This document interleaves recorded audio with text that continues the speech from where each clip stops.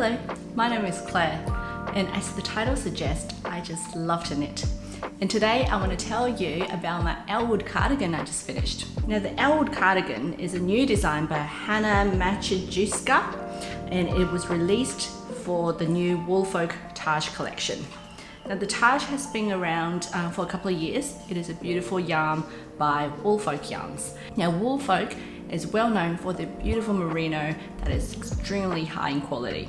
I have used the yarn a couple of times before, so when Tage came out, I really wanted to try it.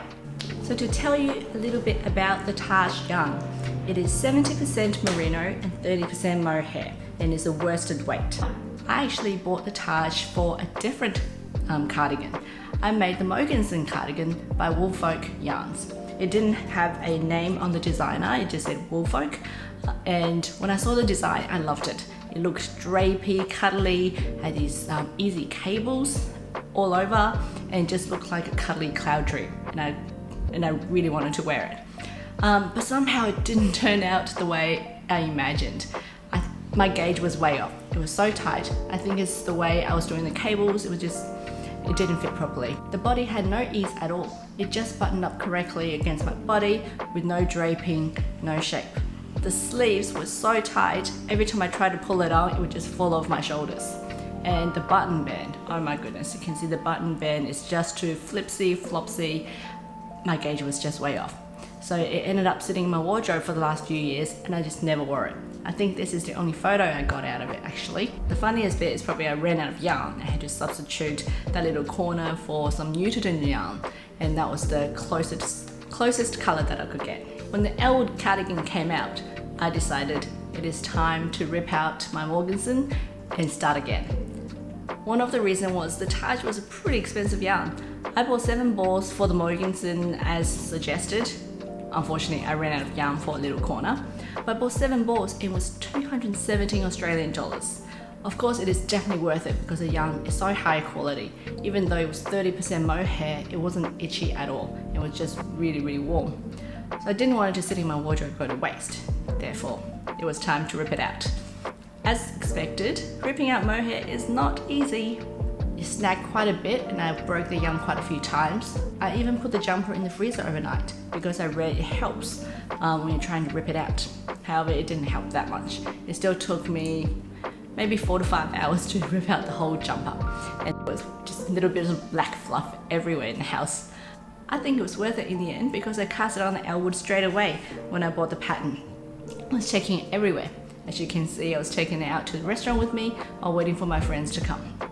Standing and knitting, it was a bit awkward because in Brisbane, Australia here, not many people knits.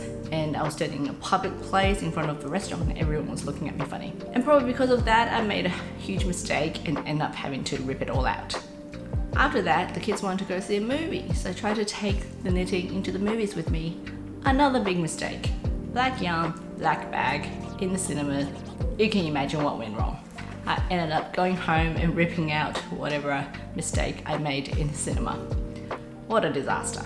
Now the construction of the Ellwood is so interesting, I couldn't stop trying it on every step of the way.